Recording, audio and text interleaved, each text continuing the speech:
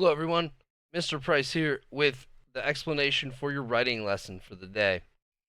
Today, we're going to begin working on our cause and effect papers. Now, you're looking at an example right here that I'm writing that is reviewing the Japanese earthquake and tsunami of 2011. You will be writing about Hurricane Katrina. And just to let you guys know, you're going to have a works cited page where you're given two resources right here. You are responsible for finding a third credible resource on your own and including that on this works cited page with your final paper. But we'll get to that more later in the week. So, the first thing that you're going to be working on today is what's called an Imagine This slide. And I'm going to share mine with you right now for the Japanese earthquake of 2011. Imagine this. The year is 2011, and you're driving your car near the coast of Japan. All of a sudden, traffic starts speeding. Cars weave in and out of traffic, reaching breakneck speeds. You glimpse out your window and see the sea level rising and pushing inland. Panic sweeps over you.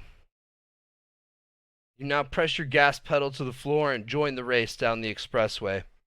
You're zipping along when all of a sudden traffic comes to a dead stop and you slam into the vehicle in front of you.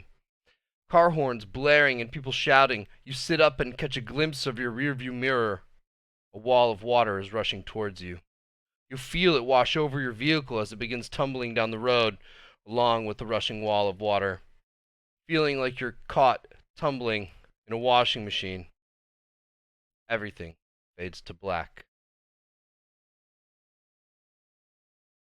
Your job as writers today is to get started on your Google Slides presentation about Hurricane Katrina. You need to have a title slide with your name on it, just as I've done. And you also need to write your Imagine This slide. So you need to read those resources and review them, the ones that are about Hurricane Katrina, and you need to picture and envision what it would have been like for someone trapped in that disaster.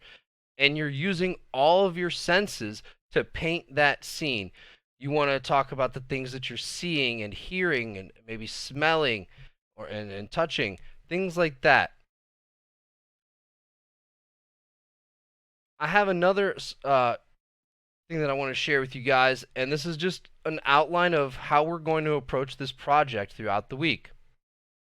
As you can see, on Monday, you're going to have your title slide and the set the scene, that Imagine This slide. Tomorrow, on Tuesday, you're going to have that introductory overview of the disaster and an explanation of the disaster. Wednesday, you'll talk about local effects of the disaster. Thursday, global effects of the disaster. Friday, we're going to work on solutions and the works cited. And you're going to have more information about all of these as we go along. Right now, you are only working on the work for Monday. So you're going to have your title page, and you're going to have that Imagine This slide.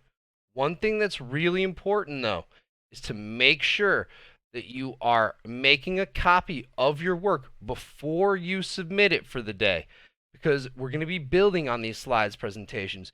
You need to be able to open up one and continue where you left off. If you need any help with that, I know that Miss Lynch or myself would be happy to assist during our office hours. So please feel free to stop by. I hope this has given you a bit of insight into what you're going to be doing in writing this week. Let me know if you have any questions. Talk to you soon.